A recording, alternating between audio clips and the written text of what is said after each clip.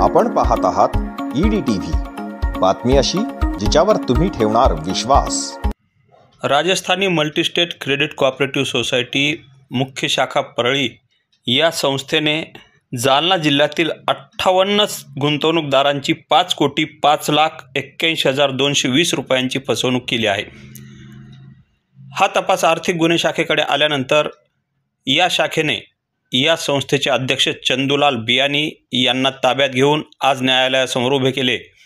न्यायालयाकडे सरकार पक्षाच्या वतीने 7 दिवसांची पोलीस कोठडी मागण्यात आली होती, परंतु न्यायालयाने ती 4 दिवसांची मंजूर केली आहे आणि आता दिनांक 29 मार्चपर्यंत चंदूलाल बियानी यांची पोलीस कोठडीत रवानगी झाली आहे। बचाव पक्षाच्या वतीने युक्तिवाद करताना वकिलांनी ठिकठिकाणी हेच आरोप लावण्यात आले आहेत आणि अशा प्रकारचे अनेक गुन्हे दाखल झाले आहेत। त्यामुळे आपल्या आशिलाला एवढी पोलीस कोठडी देऊ नये अशी मागणी केली होती। यापूर्वी सेलू, धाराशिव, पंढरपूर येथेही अशाच प्रकारचे गुन्हे दाखल झाले आहेत आणि त्या संदर्भात न्यायालयात दोषारोपपत्रही दाखल झाले आहे।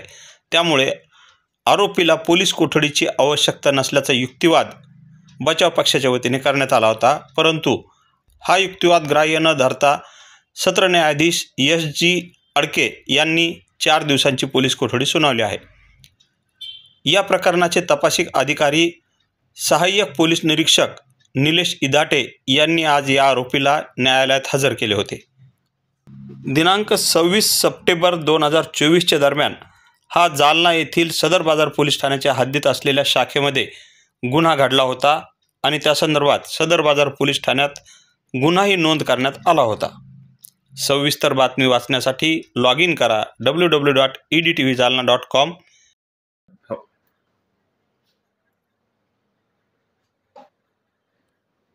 राजस्थान मल्टीस्टेट कोऑपरेटिव्ह सोसायटीचे जे चेअरमन आहेत चंदूलाल मोहनलाल बियानी यांना पोलिसांनी आज अटक केली होती। त्यांना न्यायालयासमोर उभे केले असता त्यांनी जवळपास 58 साक्षीदारांचे जवळपास 5,05,81,220 रुपयाचा हा घोटाळा केलेला आहे आणि न्यायालयाने त्यांना 4 दिवसाची पोलीस रिमांड दिलेली आहे आणि पोलीस यानंतर तपास चालू आहे।